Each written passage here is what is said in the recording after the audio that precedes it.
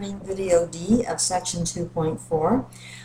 Again, we've got a situation here where we're going to have to use the product rule for this piece of it.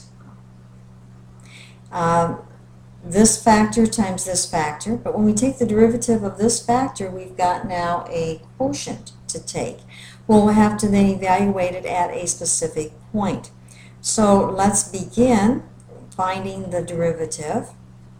And the first thing we're going to do is the product rule. I'll just write that up here. So the product rule. So we have the first factor times the derivative with respect to x of our second factor plus our second factor times the derivative with respect to x of our first factor. We're showing all of the derivatives we're going to take at first, and we have more to show, so let's continue on. We have the factor of x plus 5 divided by x minus 1 times the derivative of 2x plus 1. The derivative of 2x is simply 2. The derivative of 1 is 0. Plus, we're at the plus sign here, the factor of 2x plus 1 times the derivative of, and this is a quotient, so now we're going to have to use the quotient rule on this part. So we have our denominator times the derivative with respect to x of our numerator minus our numerator times the derivative with respect to x of our denominator, and all of that will be divided by x minus 1 quantity squared. Okay, these become a little bit involved, and the more you do them, the easier they will become. We have x plus 5 divided by x minus 1 times 2 plus, we're at the plus here, 2x plus 1 times, and we have our x minus 1 times our derivative of x plus 5. Derivative of x is 1, derivative of 5 is 0, minus x plus 5 times the derivative of x minus 1. Derivative of x is 1, derivative of 1 is 0, all of that divided by x minus 1 quantity squared. Okay, at this point we showed all of the derivatives we took here. We actually took the derivatives at this point, and now we need to show at least 2 fraction lines. Believe me, it's going to be more than that, but let's see what we have. We've got 2 the quantity x plus 5, so I'm going to go ahead and write that and divide it by x minus 1 plus, and I have 2x plus 1. I'm going to do this in a little work here before we get started here. Here's my x minus 1 minus, this is where we need to be careful of those subtractions, minus the quantity x plus 5, all of it divided by x minus 1 quantity squared. Now keep in mind, you cannot cancel the x minus 1s yet. This x minus 1 is not a factor, it's not something multiplied to everything in the numerator.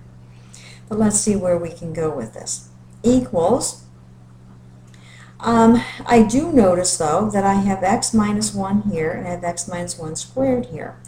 I could change this. I can have a common denominator if I make this 2 the quantity x plus 5 times x minus 1, and that then will give me x minus 1 times x minus 1, or x minus 1 squared, plus 2x plus 1 times, And if I very carefully work through this, I'm going to have x minus 1 minus x minus 5.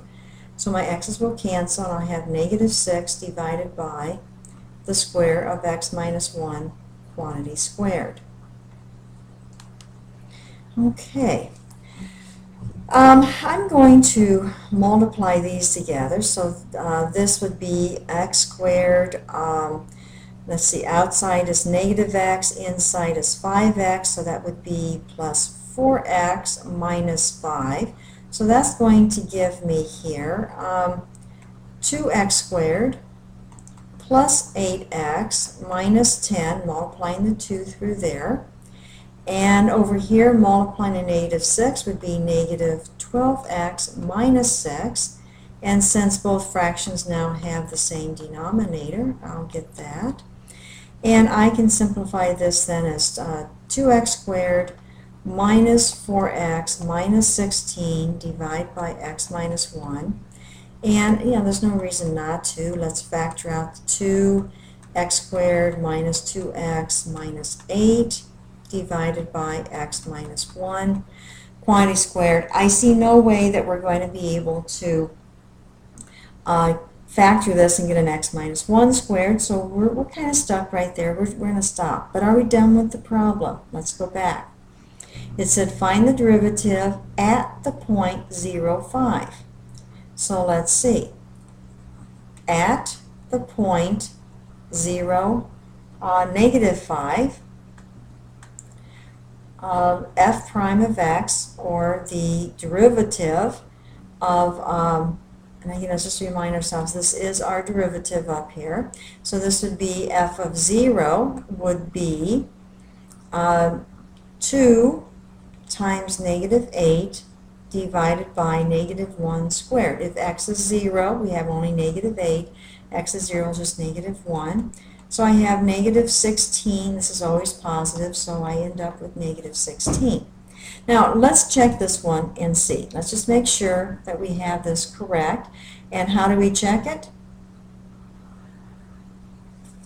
That's right. Let's go over here.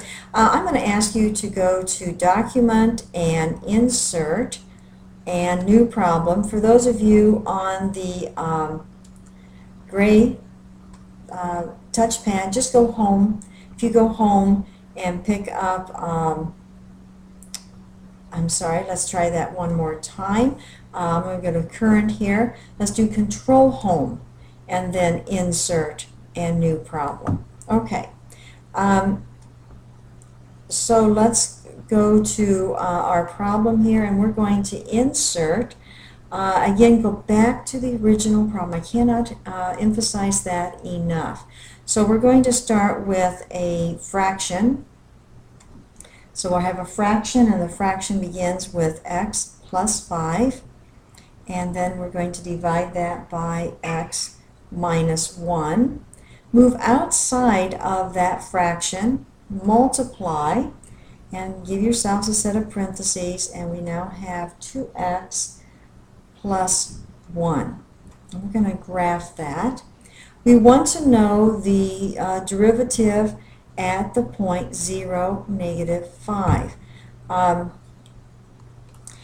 going to change the window because negative 5 is way down here. So I'm going to change the window so I can see this a little better. There we go. And I'm going to make this, we can keep it negative 10, but I'm going to change this then to 5, and I'm going to scale by 1. And I'm going to make my negative, about a negative, maybe a negative 10 would be sufficient. And my input, my output maximum, I'm going to make that a 5 and scale by 1. So let's see how that looks. That looks a little better. You know the routine. Let's go put a point on the curve, and we'll put a point on right about there. Now, it looks like I could probably just use those coordinates, but just to be on the safe side, make sure that you actually type that in, just to make sure. It could be off a little bit and we wouldn't be able to pick that up. Go down and let's put a tangent at that. And I'm going to extend the tangent arrow so I can see that. And I'm going to measure the slope. Let's see, we're down to measurement here. Measure the slope of that, and my measure of the slope is negative 16. Is that what we got? Let's go back down and check. And sure enough, it is negative 16. So our answer is correct. Okay.